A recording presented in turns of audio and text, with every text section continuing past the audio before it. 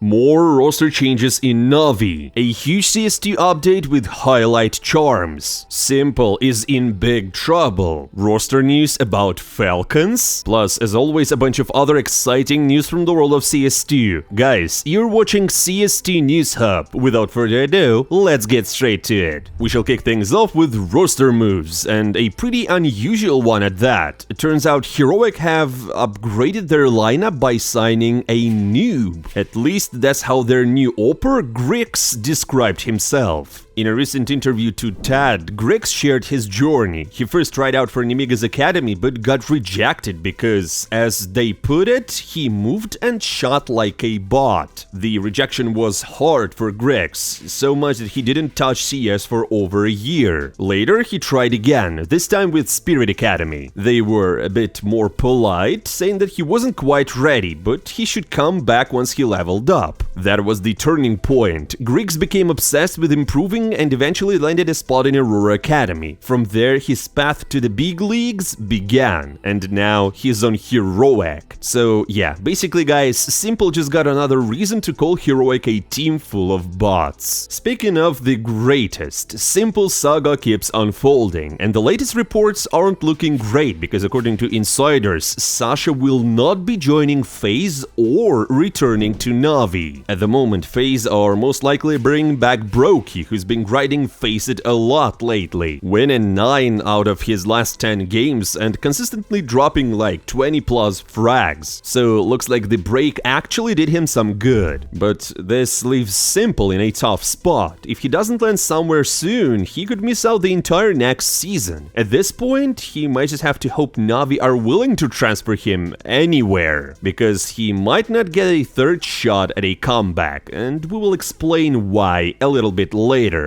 For now, speaking of contracts, you know who else might be in trouble this season? Flamus. Unlike Simple, whose decline is more expected, Flamus is still new to Tier 1 scene. And he's still a good player. No offense, Sasha. But signing a 5-year-long deal with Virtus.pro might have been a huge mistake. Now, unless someone buys him out, he's basically locked in until 2029, just sitting on the sidelines. There were rumors that some top-tier teams showed interest in Flamus, so if Virtus.pro doesn't hike up the buyout price last minute and too much, there's still a chance that we will see Flamus in action next season. But overall, the whole VP situation is a mess of its own. For example, insider Overdrive even suggested that the roster changes were done just to mess with the leaks he gives. Can you imagine the ego if he's not joking? You know, originally there was talk that Fleet and Fame would leave, like with Fleet even personally asking to be benched after the major, but he still supported Perfecto's move to Virtus.pro, with Overdrive saying it was the best option for Ilya. Speaking of Virtus.pro, Perfecto is back and more fired up than ever. The VP newcomer recently opened up about his time off last season and what's driving him now. According to Perfecto himself, he actually had an offer from a top 5 team last year, but the transfer fell through for reasons out of his control. That basically forced him to wait for the next window, and when Virtus.pro came calling, it was a no-brainer. Why? Well, because he's obsessed with winning. Perfecto says that after lifting the first major trophy, the dopamine rush was so intense he just couldn't believe it actually happened. Every win after that only fed the addiction, and now he craves that feeling more than ever. That's also basically why you barely saw him streaming during the break. In his words, streaming is basically esports retirement, and he's not ready to hang it up. Not until he gets that second major. And now Navi might have found their replacement. Looks like JL might be stepping away from pro play, or at least he's just teasing us. His Twitter bio was recently updated to say that he's now a content creator for Navi, which also might be the classic JL trolling. Maybe. But HLTV's professor thinks there might be some truth to it. After all, JL just got married and has talked for a while about wanting to become a streamer, a move that would make sense if he's ready to shift away from competitive CS. And just in case you didn't know, JL's career started from streaming, so it's kinda back to the roots? This also clicks pretty well with the recent speculation that Navi may have already found someone to replace him. We're just waiting for the official announcement now, and no, we're not meaning Makazi, someone else. For example, James Banks said that he heard heard something different when fans started asking if Ime would be replaced by Makazi. And here's the plot twist. Overdrive reported that Navi had been in talks with NPL about bringing him back to the team, but he turned them down. Can you imagine? That suggests that Navi are actively shopping for roster changes, and it might not stop at JL. And if Navi are already looking into new IGLs, Alexi could be next, though for now there's no solid info about that. Although, just as we discussed in the previous episode, with the addition of Makazi, whose roles are basically Ime's, Ivan Mihai can basically become the new captain of Navi. And you know, with all that brawl and story, when a guy who never IGL'd before and now MUS are among top teams, still, it basically could work. So I don't know. Drop your thoughts about Navi's roster and what will happen with them in the future in the comments below. And now, my friends, let's talk about one of my favorite esports teams. Falcons could be lining up their second roster change because, according to Overdrive, again, the team is considering swapping out TeSeS for a younger player with stronger aim. You know, the idea is basically to less focus on complex strategies and have more emphasis on raw mechanical skill. Let Kyousuke find an opening, Nico follow up, and suddenly it's a 5v3. You know, Falcons would never lose a 5v3, would they? But, you know, as long as they avoid the slip-ups, this aim over brain approach might actually work. But, well, who's gonna anchor in this team if TeSeS leaves?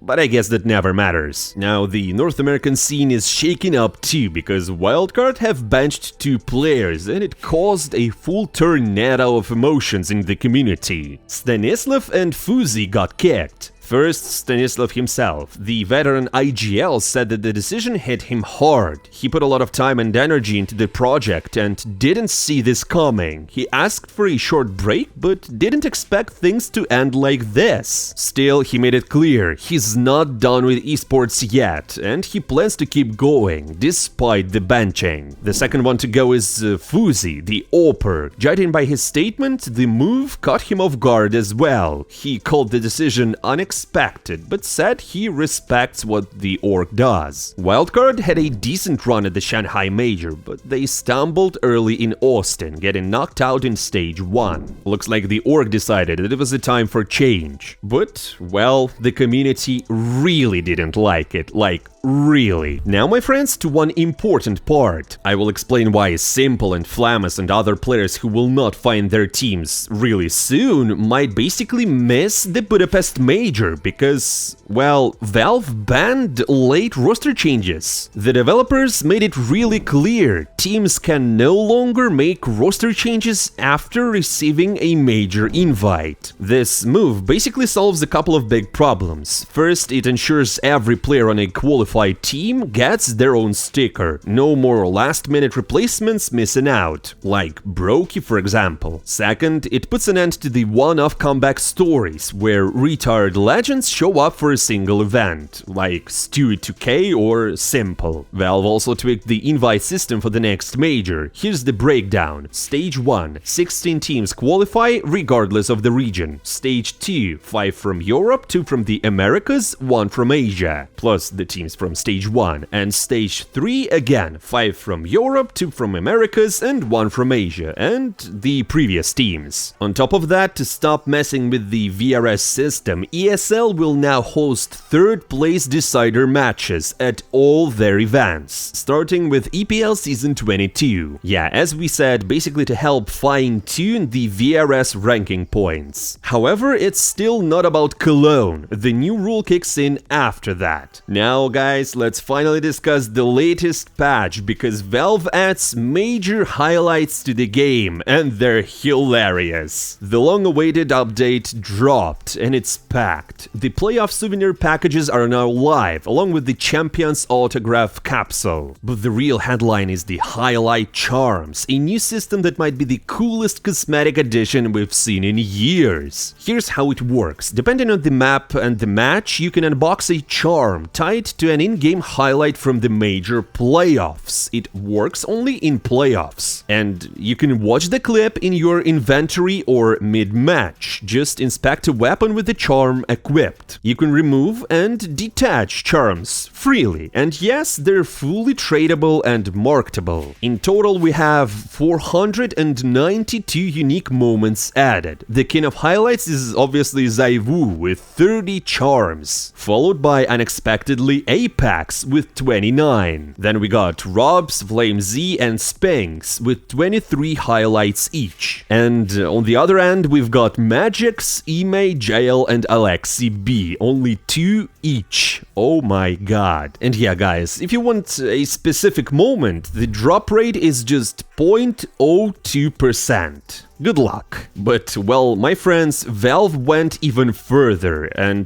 this is where it gets wild and hilarious. In addition to clutch plays and aces, they added fails and meme moments. You can now unbox a charm where Apex is basically flipping off the crowd while walking on the stage. Or 2 different simple fails. One where he shoots the lag and it doesn't rag, and another where he misses 2 point-blank op shots. Sasha just didn't hold back. He replied to Counter-Strike official account on Twitter, to basically Valve, and said, "Rename it to what you see is what you get." Bro got trolled so hard, guys. And honestly, guys, we wouldn't be surprised if the fail charms will end up being more valuable than the highlights themselves. So, what charm would you want to pull, guys? Let us know in the comments below. Or maybe you already got some. Anyways, share. And finally, it's not just Valve to pull some serious cash. Some esports orgs are now making millions thanks to crypto. Case in point, G2 Esports. It was recently revealed that the org made nearly 13 million euros at the start of 2024 by selling off their holdings in Solana. Yep, their crypto investment paid off, big time. And you know what? They're not the only ones to dive into the digital gold. Ninjas in Pyjamas have announced the launch of a separate division in their structure focused on high-performance computing, specifically for crypto mining.